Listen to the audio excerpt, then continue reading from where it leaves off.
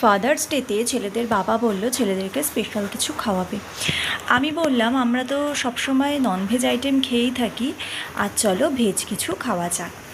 ছোটো ছেলে কুট্টুস, ও এখনও তো খাওয়া সম্পর্কে কিছু বোঝে না, তো আমার বড় ছেলে বাবু তাতেই রাজি হয়ে গেল। অনেক দিনের ইচ্ছে ছিল মায়াপুরে ভাইরাল হওয়া রানাদার বিরিয়ানি খাবো। এত কাছে থেকেও কখনো যাওয়া হয়নি আর খাওয়াও হয়নি।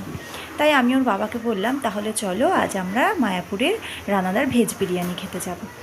ওর বাবা বলল ঠিক আছে, আর আমার বাবুও তাতেই রাজি হয়ে গেল। তাই আমরা সন্ধেবেলা বেরিয়ে পড়লাম মায়াপুরের উদ্দেশ্যে।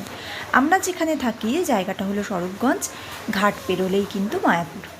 একদিকে ঘাট পেরোলে নবদ্বীপ, আর একদিকে নদী পেরোলে মায়াপুর।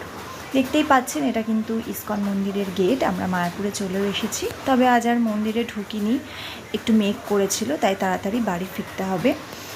আর আমরা খাবারটা বসেও খাইনি, আগে থেকেই প্ল্যান করে গেছিলাম যে বসে খাবো না, সন্ধেবেলা যাচ্ছি, খাবারটা প্যাক করে নিয়ে আসবো, রাতে আমরা ডিনার করব।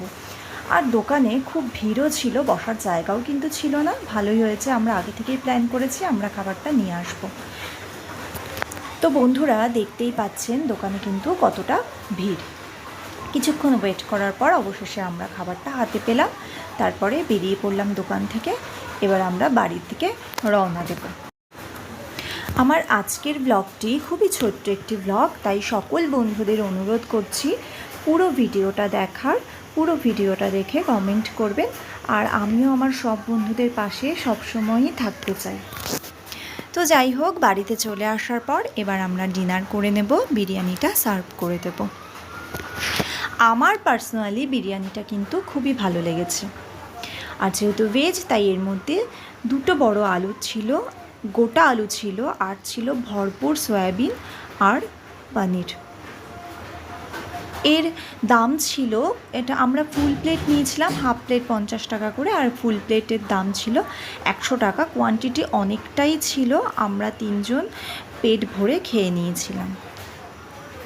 আর সত্যিই আমার 2 ছেলে খুবই লাকি, ওরা এরকম একজন বাবা পেয়েছে যে সবসময় ওদের সব সকাল্লাদ পূরণ করার চেষ্টা করে। শুধু বিরিয়ানি খেতে ভালো লাগবে না, তাই সাথে আমরা একটু কোল্ড ড্রিঙ্কস নিয়েছিলাম। আজকের ভিডিওটা এখানেই শেষ করছি। সবাই সুস্থ থাকবেন, ভালো থাকবেন, অবশ্যই সাবধানে থাকবেন।